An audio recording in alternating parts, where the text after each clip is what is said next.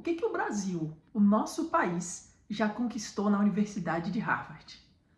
Pessoal, hoje é um dia de contar para vocês algumas das conquistas que nas últimas décadas o nosso país conseguiu obter na Universidade de Harvard. Em algumas das pesquisas aparece como a melhor universidade do mundo.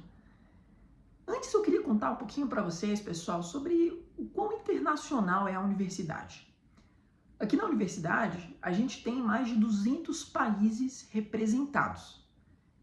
Se você olhar, seja na graduação, que é onde eu estudo, ou na escola de Direito, Medicina, por aí vai, os alunos internacionais estão vindo de mais de 200 cantos pelo mundo. Existem aulas dadas em mais de 100 línguas.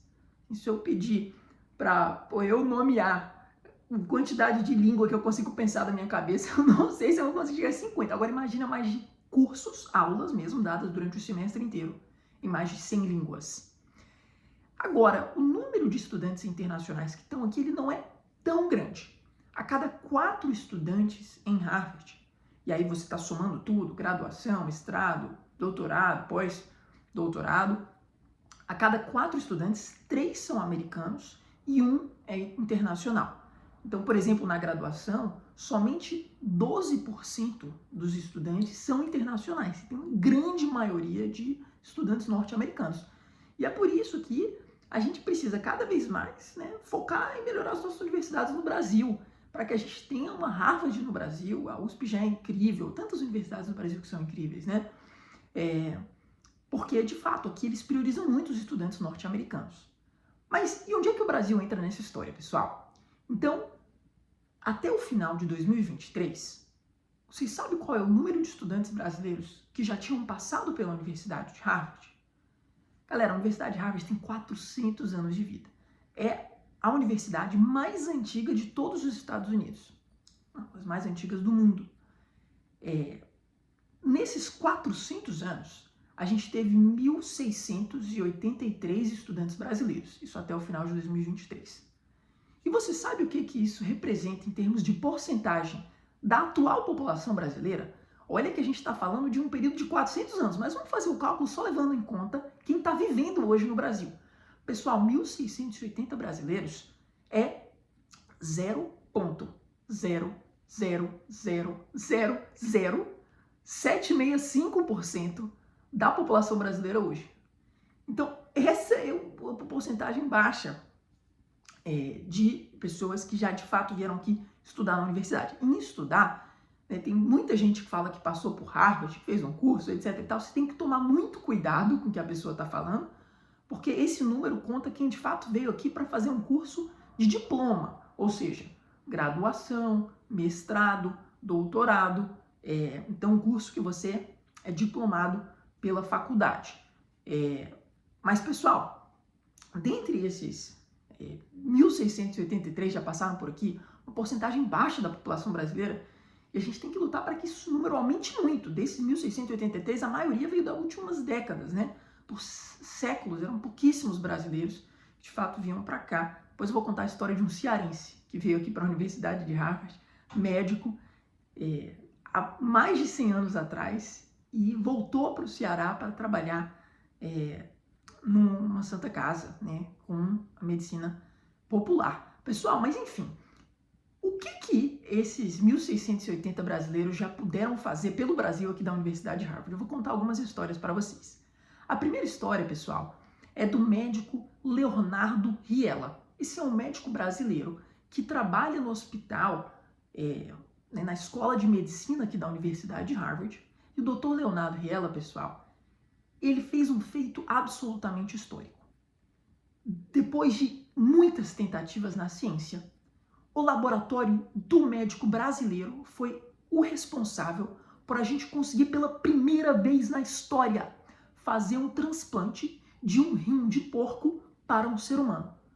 Agora, a gente que é leigo, que não é da área da medicina, o que isso significa, pessoal? Isso significa que tem um potencial de centenas de milhares de vidas de serem salvas. Porque há muitas pessoas que hoje estão na fila de um transplante de rim, mas não têm o acesso. Por quê? Porque não há uma oferta grande o suficiente de rins. E foi aí de 2023 para 2024 que eles conseguiram esse feito histórico, primeiro transplante de sucesso.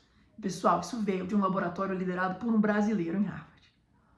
O segundo exemplo, pessoal, é que nós temos aqui na Universidade de Harvard uma professora brasileira chamada Márcia Castro, que olha que sinistro, uma professora brasileira que fez universidade no Brasil, graduação lá, fez graduação enquanto fazendo 2 estágios, acordava de madrugada para pegar o primeiro ônibus para chegar no primeiro estágio, depois ir para o segundo, faculdade à noite. Começou a sua trajetória trabalhando no DataPrev como servidora pública, e aí, para conseguir conciliar com o mestrado na UFMG, precisava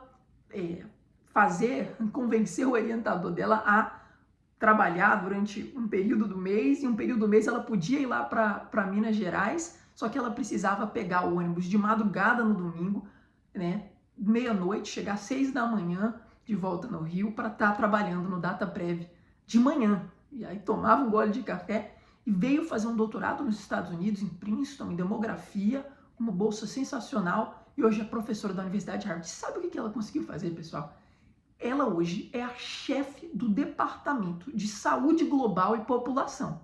Então, o departamento em Harvard que pensa saúde no mundo, população, então ali a gente tem os professores que estão na linha de frente de descobrir todo o processo, né, de uma doença, por exemplo. A gente tem hoje a coordenadora do departamento como uma professora brasileira. E não só isso, é uma das maiores experts em malária no mundo, e os seus estudos hoje, né, elas são principalmente voltados para o Brasil e como que a gente consegue fortalecer o nosso sistema de saúde no Brasil para que a gente diminua a transmissão, por exemplo, de arboviroses. Então, pessoal, a gente tem muito a comemorar pelo fato da chefe do Departamento de Saúde Global e População de Harvard ser uma brasileira. E por fim, pessoal, a comunidade brasileira aqui, acho que uma das coisas que aconteceu foi que há mais ou menos uns 10 anos a gente começou a ter estudantes brasileiros em Harvard com bolsa completa.